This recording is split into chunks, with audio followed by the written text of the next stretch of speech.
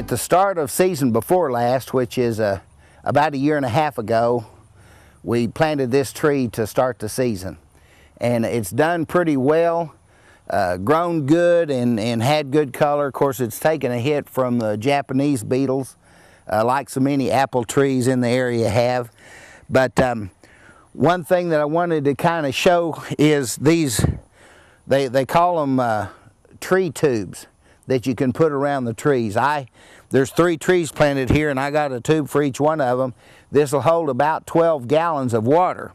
And when you first plant something like this, you can put these out, and they have these little emitter tubes that just seep the water out, so you know that you're getting all of the water into the root zone of the tree. And I think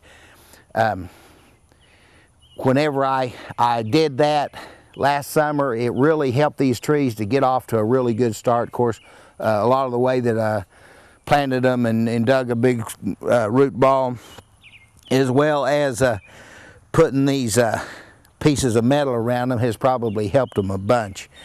But even one of the trees, the very first year it was set out, had an apple on it. This is another one of those do as I say, not as I do. I just couldn't stand to take the apple off of it, and I think it stressed the tree somewhat. But this year it's gone ahead and recovered and done quite a bit of growing. So anyway, just wanted to show this. This Japanese beetle damage, you know, the Japanese beetle first came in 2004, and they started in really affecting a lot of things, and they eat on a lot of things.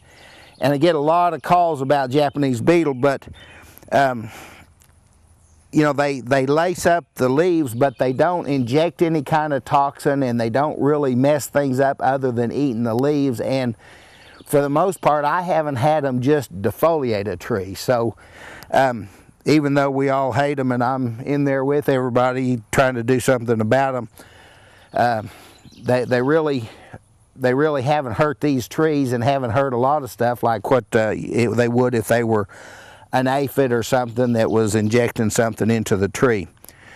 Also, in the Japanese beetle deal, we only have them for about 6 weeks out of the summer.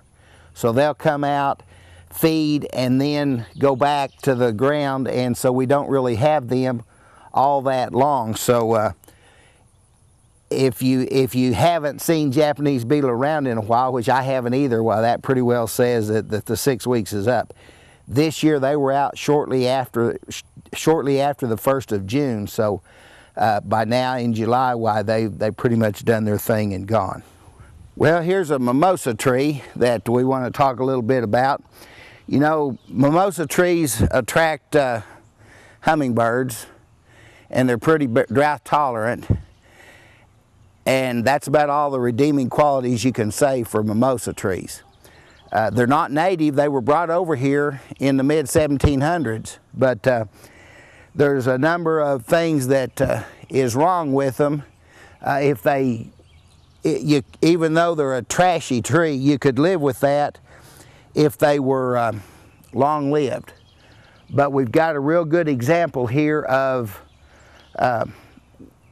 mimosa wilt that usually manages to kill mimosa trees when they're between 10 and 25 years old. You know, just as you get a tree established, you don't have to water it, you don't have to really worry about it.